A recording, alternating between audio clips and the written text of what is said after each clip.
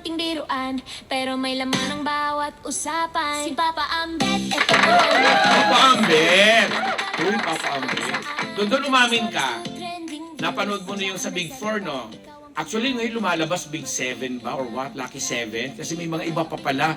Meron akong latest na nasilip yung dating kontesero sa male pageant, Mr. World ba sumali or what, nung mga years back. Grabe din. Tapos meron pang ilang mga kilalang modelo din. Mas syempre, nasentro nga po sa apat na sulok ng showbiz ang issue dito sa tinatawag na Big 4 na sina board member ng Tarlac na si Aaron Villaflor, baby Aaron natin yan nung araw, and then si Nico Natividad, si Ron Angeles, at saka si Hil Cuerva. In all honesty, mga ka-Team Unbettable or ka-Team Unbettable channel, isa lang yung nakita ko, yung kay Aaron Villaflor lang. Pero yung tatlo, hindi pa binibigay sa akin ang link sa mga hanggang sa mga sandaling ito na Women's Month. Women's Month na tayo ng Marso. Eh, base ko sa panood ko, parang feeling ko naman, mga parang eksena sa ano eh. Parang yung mga behind the scene na eksena dun sa VMX. Kasi, for a while, itong si Aaron Villaflor ay nagpa-sexy rin talaga siya sa nung Viva Max pa yung VMX.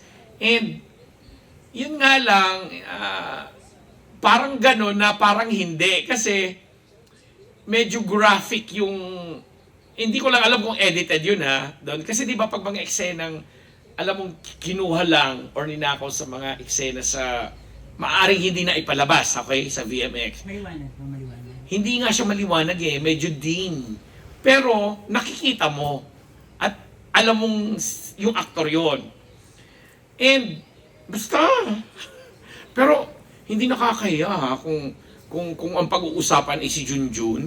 Hindi nakakahiya si Aaron Kasi si Aaron hindi naman siya masyadong matangkad. Siguro naglalaro ang height niya ng 5'7", 5'8". Mga ganon, mga ganon ang height niya. Eh normally kasi ako 5'7" ako, pero alam mo na.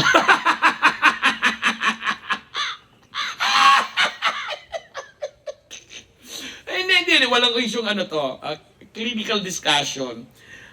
Kasi of age naman na si Aaron at ang sabi naman nga niya, medyo sabi pa nga niya parang smear campaign, parang politically motivated bilang isa nga na siyang board member sa ikalawang distrito ba ng Tarlac. And nakakaya nga naman bilang isang public servant na may naglalabas sa kanya. Though, ito naman yung masasabi ko.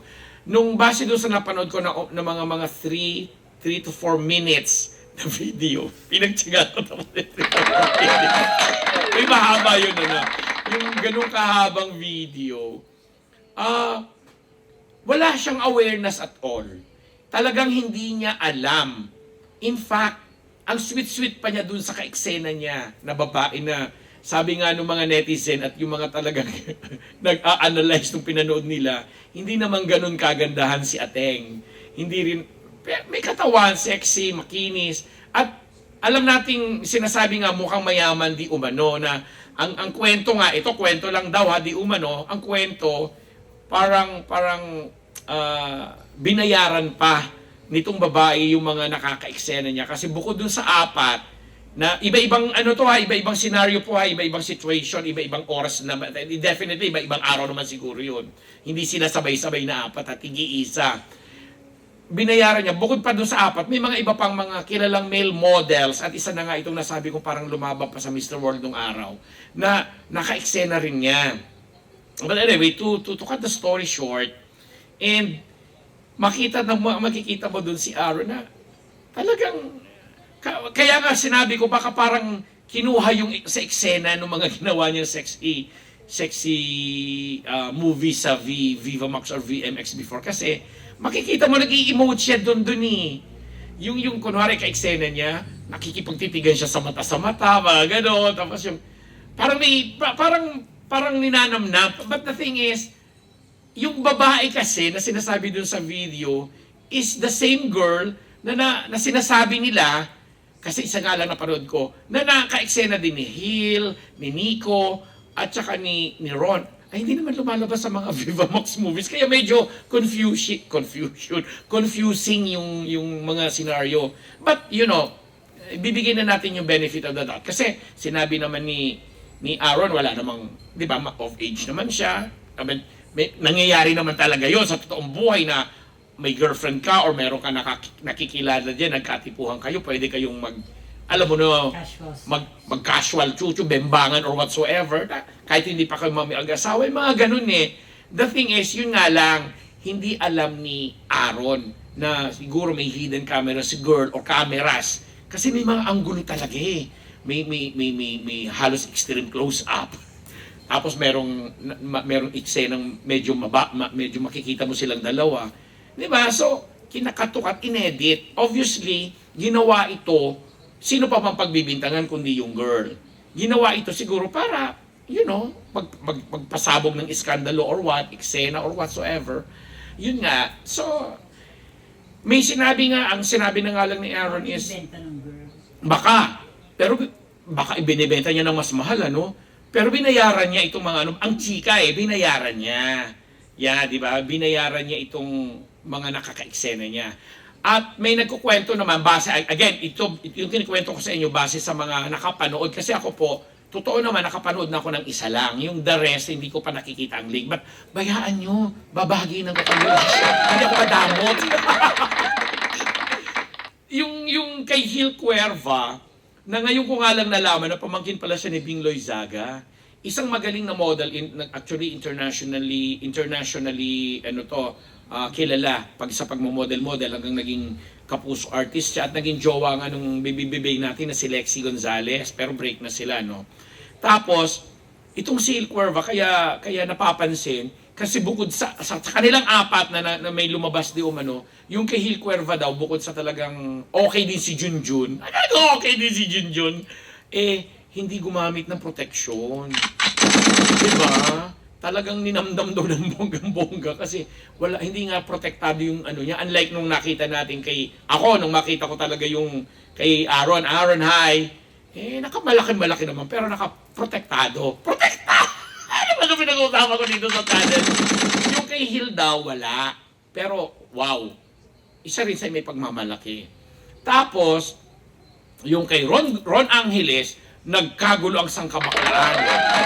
Doon. Nagkagulo daw talaga ang sangkabaklaan. Si Ron, iyon, kaibigan ko yun, madalas ko nakakausap. Actually, si Aaron, kaibigan ko matagal na.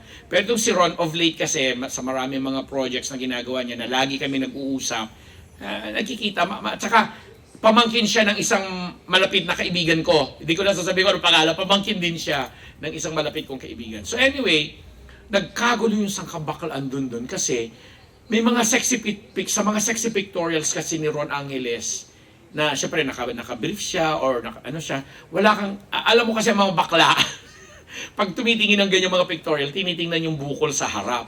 Wala kang makikita nga daw naman bukol. Kumbaga walang Felix bakat. Walang bakat at all. Pero, ayon sa mga nakapanood, grower. Alam mo yung grower, di ba? Parang may fertilizer na, tchuk! Yun na. Kaya happy-happy ang sangkabaklang kasi hindi nga nila ini-expect na si Ron Angeles ay ganun pala ka-well-endowed. O, di ba? Endowed na talagang wow! Grower nga, tinawag siyang grower. At nakakatawa din, simpleng-simple yung naging reaction nang naglabasan ito at pumutok na parang bulkan sa showbiz. Nag-post si Ron sa kanyang social media, sinabi niyang, relax lang kayo dyan. Or gano'n ba sasabi niya, relax lang kayo.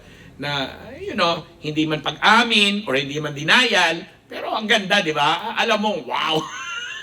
And, itong kay Nico Natividad, ang pinag-usapan din. Kasi, sa kanilang apat, si Nico nga lang yung bukod tanging hindi nag-live to his moniker. Kasi ang moniker na ginagamit ni Nico sa showbiz is Nico Dax.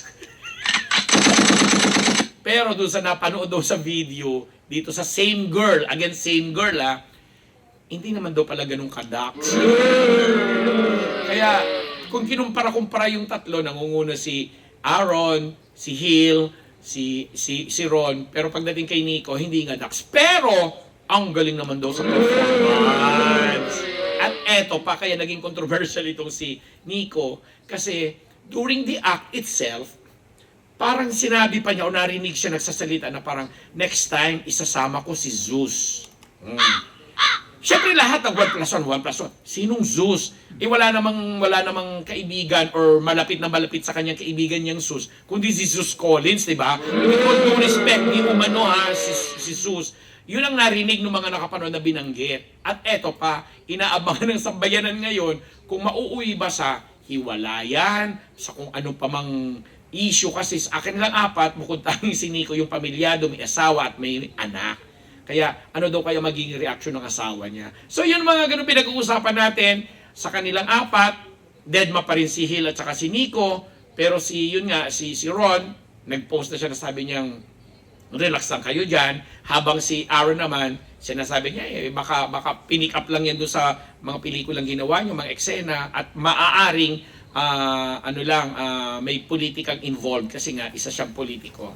But anyway, kung ano man yan, so mga ka-team unbettable natin, baka meron naman kayong link dyan, mas maganda. Kasi yung napanood ko medyo malabo-labo, pero alam ko si Aaron, kilala ko si Aaron Villaflor. Pero baka doon sa iba, malay nyo lang, i-share nyo naman. Pero hindi po, lang tayo kasi kalat naman na yan, and I'm sure kung anong hakbang ang gagawin dyan ng mga involved, kung may mga legal pa silang dapat na dyan. Kasi obviously nga po, hindi alam nito mga participants doon sa sinatawag nating sex video scandal na merong mga kamera nakatutok sa kanila. Kasi again, sasabihin din naman, kasi ako nag-a-agree din naman, na ginagawa, normal naman talagang ginagawa yun ng babae at lalaki, magsing-iro o nagmamahalan or kahit pa nagtitrip lang, na gano'n. Kaya lang, yun nga, para i-record mo yan at ipakalat mo, doon siguro nagkakaroon ng krimen. Yun lang po, mula dito sa Unbearable Channel, at walang scandal,